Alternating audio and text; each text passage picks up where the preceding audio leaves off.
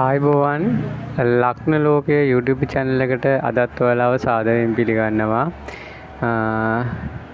බලන්න ඕගොල්ලන් කේන්දරයක් අතර ගත්තාම ඕනම කෙනෙක් මුලින් බලන්නේ කේන්දරේ පළවෙනි කොටුව නැත්නම් ලක්න භාවය. හැබැයි ඔයාලා දන්නවද මේ පළවෙනි කොටුවෙන් ඔබේ මුළු ජීවිතය ගැනම ප්‍රධාන රාස් කියන්න පුළුවන් කියලා.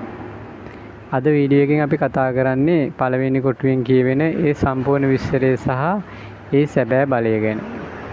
කේන්දරේ ළඟට අරන් තියාගන්න. වීඩියෝ එකට යන්න කලින් අපේ channel එක subscribe කරලා නැත්නම් දැම්ම subscribe කරන්න. වීඩියෝ එකක් දාපු තැනින් ඔයාලට බලා ගන්න පුළුවන්. channel එක අනිවාර්යෙන් subscribe කරලා තියාගන්න. බලමු කේන්දරයක පළවෙනි කොටුව හඳුන්වන්නේ නැත්නම් ලග්න භාවය කියලා. සරලව කිව්වොත් පළවෙනි කොටුව කියන්නේ ඔබට. කියන්නේ ඔයා ගැන තමයි පළවෙනි කොටුව කියන්නේ. පළවෙනි කොටුව කේන්දරයේ අයිතිකාරයා ගැන තමයි කියන්නේ. එයාගේ ඔබ උපදින මොහොතේ නැගිටින සිස්ටයෙන් උදා වූ රාශිය තමයි මෙතන සටහන් වෙන්නේ. කේන්දරයේ මුළු ශක්තියම තීරණය වෙන්නේ මේ පළවෙනි කොටුවේ ශක්තිමත් භාවය මත. පළවෙනි කොටුව දුර්වල වුණොත් කේන්දරයේ වෙන කොච්චර හොඳ යෝග තිබුණත් ඒවෙන් ඒ හැටි පළක් ලැබෙන්නේ නැහැ. මේ පළවෙනි කොටුවේ ප්‍රධාන වශයෙන් කරුණු පහක් කියවෙනවා.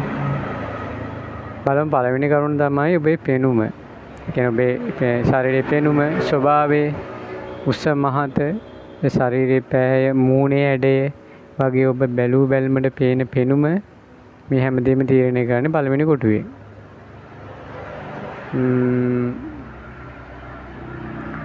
එතකොට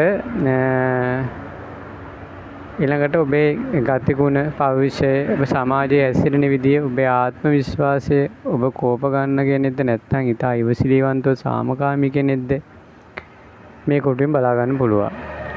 ඊළඟ කරුණ තමයි ඔබේ සෞඛ්‍යය, දීර්ඝායුෂ, ඔබට නිතර ලෙඩ හැදෙනවද, රෝග හැදෙනවද, ශාරීරික ප්‍රතිශක්තිකරණය කොහොමද, ඔබේ ආයු කාලයේ කෙබඳු යන්න තීරණය කරන ලග්න භාවයේ ශරීරයේ බලපානවා. ඒ කියන්නේ ශරීර ශක්තිය මේ පළවෙනි කොටුවෙන් කියනවා. හතරවෙනි කරුණ තමයි ජීවිතේ සාර්ථකත්වය සහ කීර්තිය.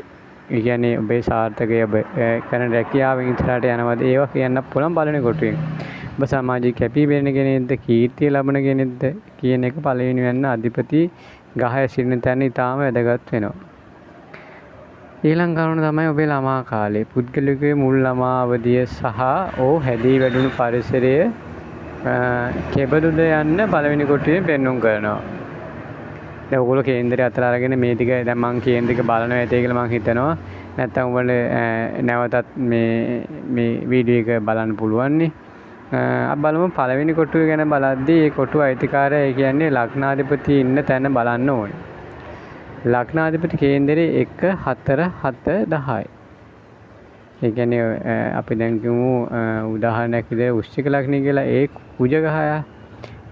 ඒ කුජ ගහය ඉන්නව නම් ඒ කියන්නේ ලග්න භාවයේ 4 7 10යි. ඒ කේන්ද්‍ර ස්ථානයක හෝ 5 9 වගේ ත්‍රිකෝණ ස්ථානයක බලවත්ව හිටියොත් ඒ කෙනා ජීවිතේ ඉතාම ඉහළ තැනකට යනවා. හැබැයි ලග්නාධිපති 6 8 12 වගේ දුෂ්ට ස්ථානයක වැටුනොත් ජීවිතේ බාධා, ලෙඩ රෝග අධික වෙන්න පුළුවන්.